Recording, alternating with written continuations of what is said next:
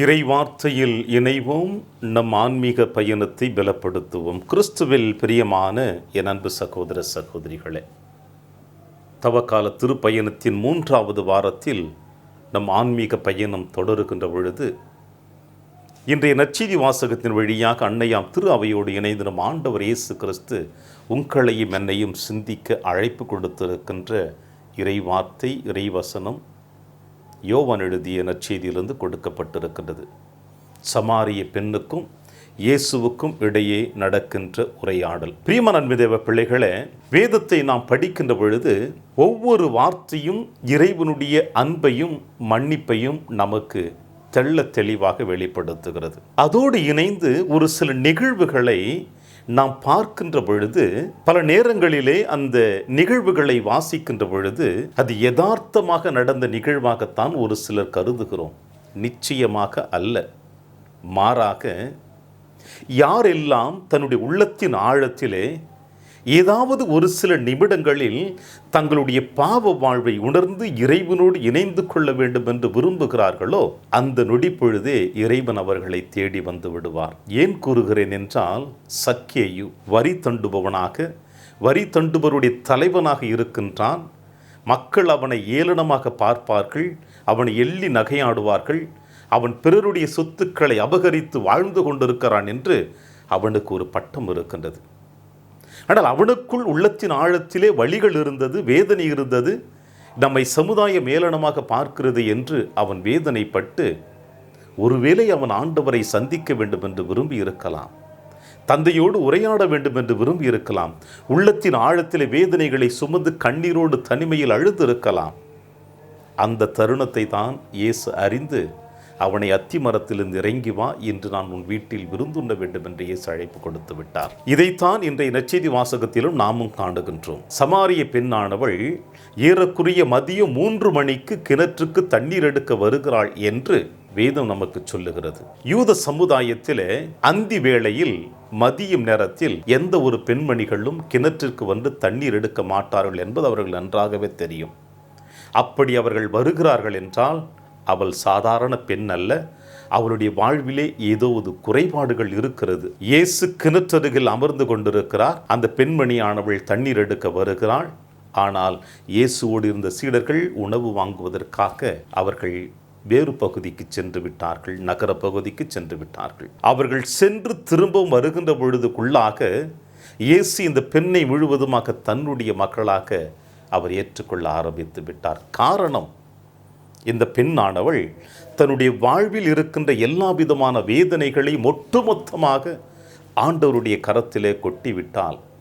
யோவான் அழகாக சொல்லுவார், இயேசுவும் அவளும் உரையாடிய பிறகு அவள் எடுத்து வந்த அந்த குடத்தை ஆண்டவருடைய பாதத்தின் அருகிலே வைத்துவிட்டு அவள் வாழ்ந்து கொண்டிருக்கின்ற சமுதாயத்தில் சென்று அங்கிருக்கின்ற மக்கள் அனைவரையும் அழைத்து வருகிறாள். என்ன சொல்லுகிறாள் என்றால், வாருங்கள், என்னுடைய கடந்த கால வாழ்வை முழுவதுமாக படம் பிடித்து காட்டுகின்ற அந்த மனிதனை பாருங்கள், ஒருவேளை அவர் இறைவாக்கினராக இருக்க முடியுமோ என்று இந்த பெண்மணியானவள் ஆண்டவரிடம் அழைத்து வருகிறாள். தான் பெற்ற இன்பம் பெருகை வையகம் என்று நம்முடைய முன்னோர்கள் சொன்னது போல அவள் அனுபவித்த ஆண்டவருடைய தூய பிரசன்னத்தை பிறரையும் அழைத்து வந்து அவள் அனுபவிக்க சொல்லுகிறாள். இப்பொழுது வாழ்ந்து கொண்டிருக்கணும் உன்னுடைய கணவன் அல்ல என்று இயேசு சொல்லுகின்ற பொழுது முழுவதுமாக ஏற்றுக்கொண்டால், தன்னுடைய பாவத்தை, தன்னுடைய குற்றங்களை ஏற்றுக்கொண்டாள், ஆண்டவரிடத்தில் தன்னை அர்ப்பணிக்கிறாள். இப்படிப்பட்ட பெண் இன்றைய நற்செய்தி வாசகத்தின் வழியாக நம் அனைவருக்கும் சொல்லுகின்ற செய்தி என்ன? நாமும் நம்முடைய வாழ்விலே அழிந்து போகக்கூடிய செல்வங்களின் மீது நம்முடைய எண்ணத்தையும் எதிர்பார்ப்புகளையும் திணித்து கொண்டு வாழ்ந்து கொண்டிருக்கின்றோம். இப்படிப்பட்ட வாழ்வு நம்முடைய வாழ்வையும், நம்முடைய உடலையும், நம்முடைய ஆன்மாவையும் முழுவதுமாக அழித்து விடும் என்பதை இந்த பெண்மணியான அழகாக சொல்லுகின்ற பொழுது, இந்த பெண்மணி அவள் எப்படி தன்னுடைய உள்ளத்தின் ஆழத்தில் இருக்கின்ற பாவக்கரைகளை அகற்றி இறைவனோடு தன்னை இணைத்து கொள்ள வேண்டும் என்று ஏதாவது ஒரு நிமிடம் தன்னை முழுவதுமாக மனம் வருந்தி ஆண்டவரிடம் அர்ப்பணித்தாலோ, அந்த கணமே அவள் ஆண்டவரை சந்திக்கக்கூடிய வாய்ப்பு கொடுக்கப்பட்டு விட்டது. உங்களுடைய என்னுடைய வாழ்வில் கூட இப்படி பல நேரங்களிலே தவறுகள் நாம் செய்து கொண்டே இருந்து கொண்டு தான் இருக்கிறோம். ஆனால் இப்படிப்பட்ட தவறுகளை செய்து கொண்டிருக்கின்ற நாம் நம்முடைய வாழ்விலே ஒரு நிமிடமாவது நாம் மனம் வருந்தி இருப்போம். ஆனால் அந்த நேரத்தில் யாராவது ஒருவர் வழியாக இறைவன் உங்களையும் என்னையும் நம் இதய கதவை தட்டி இருப்பார். ஆனால் மன வருத்தத்திற்குரிய தருணம் என்னவென்றால், அப்படிப்பட்ட அழைப்பை, அப்படிப்பட்ட இறைவனுடைய தட்டுதலை நாம் நிராகரித்து வாழ்ந்து கொண்டிருக்கோம் என்பதுதான் யதார்த்தமான உண்மையும் கூட. எனவே இன்றைய நாளிலே இந்த சமாரிய பெண்ணை ஆண்டவர் இயேசு கிறிஸ்து சந்தித்து அவளுடைய உள்மனதில் இருக்கின்ற காயங்களை முழுவதுமாக ஆற்றி அவளையும் தன்னுடைய மகளாக ஏற்றுக்கொண்டாரே, அதுபோல இறைவன் உங்களையும் என்னை ஏற்றுக்கொள்ள தயாராக இருக்கிறார். இந்த பெண்மணியானவள் தன்னுடைய பாவ வாழ்வை முழுவதுமாக அந்த குடத்தின் சாயலாக ஆண்டவருடைய பாதத்திலே வைத்து விட்டு ஊருக்குள் சென்று மக்களையும் அழைத்து வந்தாலே, அதுபோல நாமும் நம்முடைய பாவம் என்கின்ற குடத்தை ஆண்டவருடைய பாதத்தில் இறக்கி வைப்போம். இந்த தவ காலத்தில் நிச்சயமாக இறக்கி வைக்க வேண்டும் என்பதற்காக இயேசு ஒவ்வொரு நாளும் உங்களுடைய என்னுடைய இதய கதவின் அருகிலே தான் நின்று கொண்டிருக்கிறார். உங்களையும் என்னையும் படைத்த இறைவன் நாம் இதய கதவை திறக்க வேண்டும் என்று வாசல் அருகிலே நின்று கொண்டிருக்கின்ற நிகழ்வை ஒரு நிமிடம் கண்களை மூடி சிந்தித்து பாருங்கள். கண்ணீரோடு ஆண்டவருடைய பாதத்திலே நாம் நம்மை அர்ப்பணிப்போம். அந்த அளவிற்கு இறைவன் உங்களையும் என்னையும் ஆழமாக அன்பு செய்து கொண்டிருக்கின்றார்.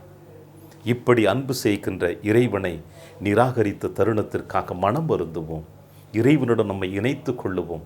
அப்பொழுதுதான் இந்த தவக்காலம் நமக்கு நல்லதொரு பலனை கொடுக்கும் என்ற நம்பிக்கையோடு தொடருவோம். இந்த நாளிலே இந்த செய்தியோடு ஆண்டவர் கரத்தில் நம்மை அர்ப்பணித்து ஜெபிப்போம். எங்களை பாசத்தோடு பராமரித்து வருகிற எங்கள் உள்ள தகப்பனை இறைவா, இதோ இந்த அற்புதமான நேரத்திற்காக உமக்கு நன்றி செலுத்துகிறோம். இது தவக்காலத்தினுடைய 3வது வாரத்தில் அடியெடுத்து வைத்திருக்கிற எங்களுடைய வாழ்க்கையில் இந்த சமாரிய பெண்ணை எப்படி மனமாற்றி உம்முடைய மகளாக அவளை ஏற்றுக்கொண்டீரோ, அதேபோல் நாங்களும் எங்களுடைய வாழ்க்கை பயணத்திலே சிறு சிறு தவறுகள் பிறரையும் காயப்படுத்தி எங்கள் வாழ்க்கையில் வாழ்ந்து கொண்டிருக்கின்ற எல்லா விதமான தவற்றுகளையும் மன்னித்து உமது நிறைவான அன்பையும் ஆசீர்வாதத்தையும் எங்களுக்கு கொடுக்கின்ற பொழுது, இந்த சமாரிய பெண்ணை போல நாங்களும் உம்முடைய அன்பை பிறரோடு பகிர்ந்து கொண்டு அவர்களையும் உம்மிடம் அழைத்து வரக்கூடிய ஆற்றலையும் வல்லமையும் ஆசிரியும் தர வேண்டும் என்று எங்கள் ஆண்டவராகிய கிறிஸ்து வழியாக மன்றாடுகின்றோம். ஆமென்.